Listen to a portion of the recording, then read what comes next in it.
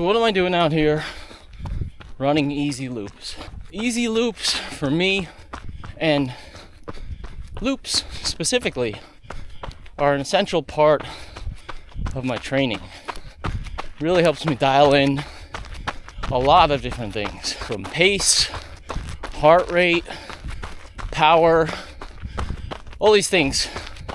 I'm not talking about very short loops here, like track loops, or even mini loops like quarter of a mile.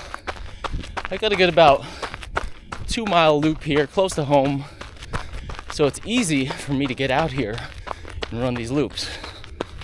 One of the aspects, and why I think it's very beneficial to, not all the time, but sometimes go out and run some loops kind of this distance, lowish, medium distance, not long enough where you can introduce a lot of variability in terms of how you're feeling from loop to loop, and the same way with it being short, not short enough where there's going to be just a lot of variability to skew whatever numbers you get back.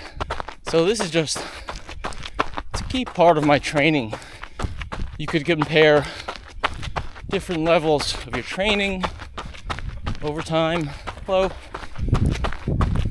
You can see where you're at. You can go back and look and say, what were you running these loops at? What was the pace I was running? What was the power I was putting out? And more importantly, correlate that to some measure of effort, i.e. heart rate.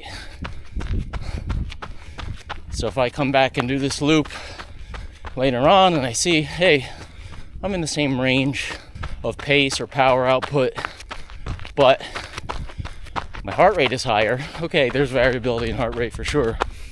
But if you're consistently kind of dialed into the loop or whatever pattern that you're running, you'll definitely notice when you're feeling good, when you're feeling not good, and how your fitness is progressing or possibly declining. Okay, a little bit of a lead in here. This is where I'm going to start my loop timer.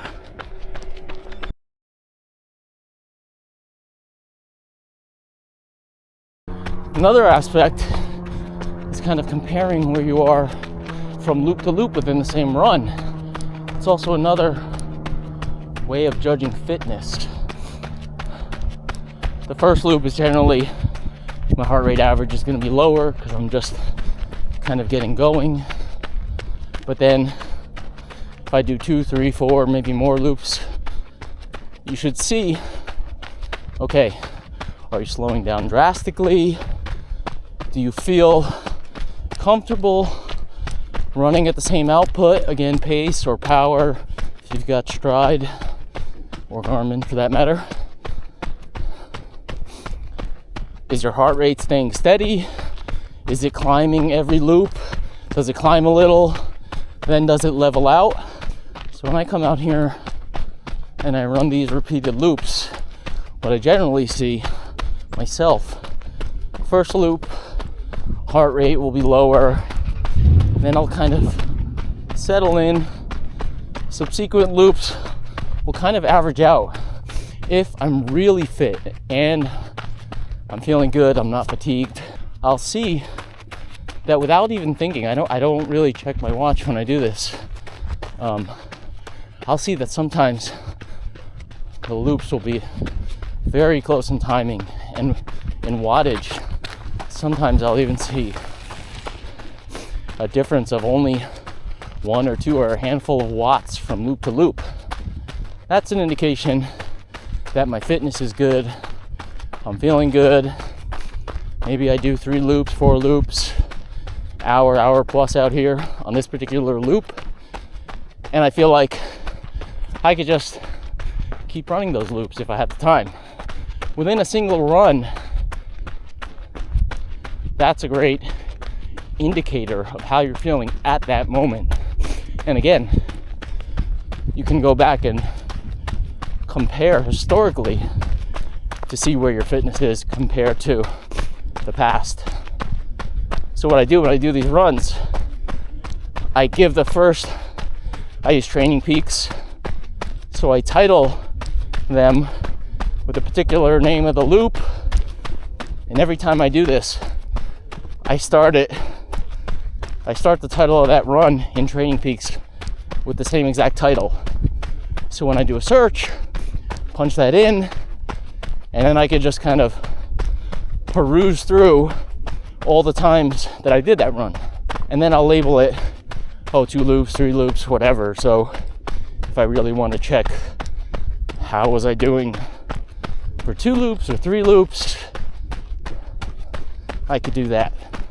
So if you're doing this type of run, you want to try to key in on being as steady as possible.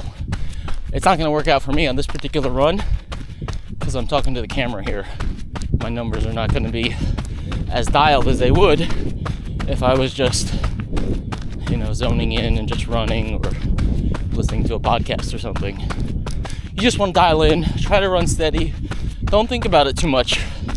Don't try to match the pace or match the effort from the lap before.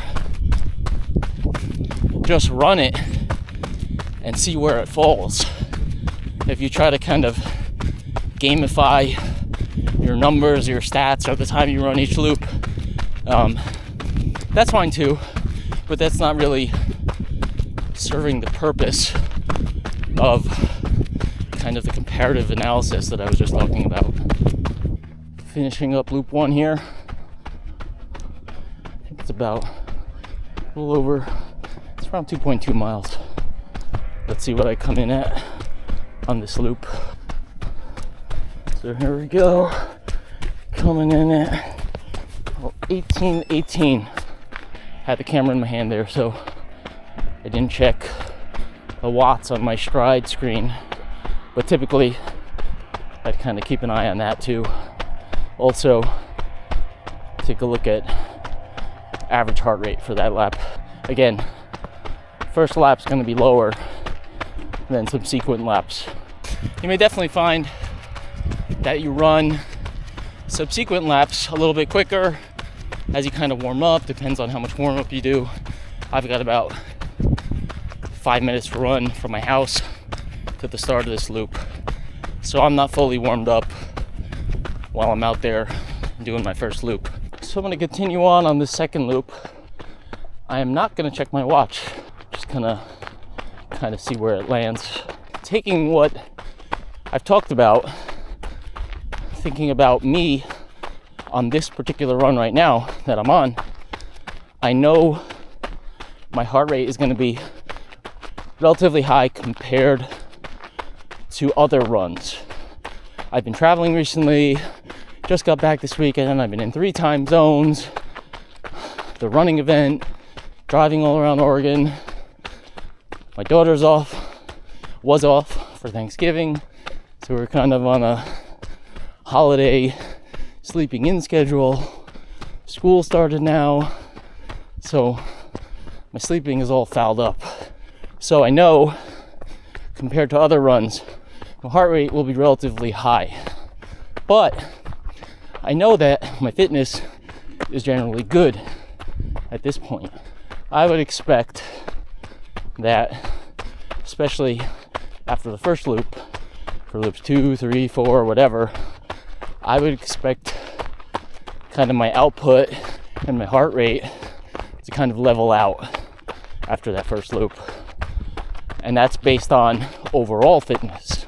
Now, your heart rate relative to previous runs, that's something that you have to factor in your particular body fatigue at this particular point in time.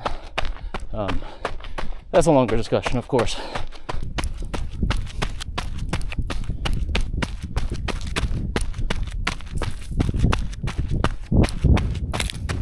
So you can see I'm out here running in the Sportiva Prodigio Pro, trying to wrap up my test mileage the middle of this week.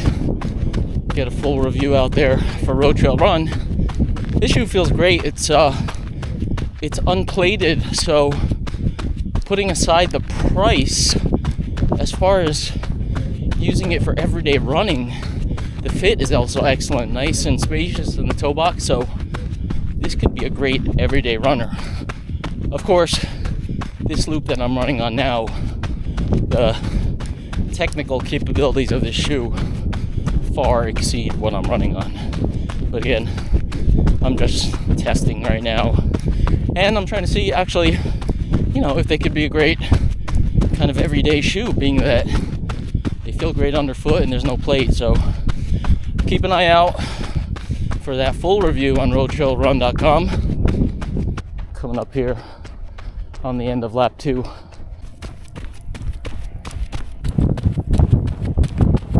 Okay, coming up, look at that, 18:17, 18:18. Pretty much ran the exact time for 2.1 something miles from one loop to the next. So it's kind of like I thought.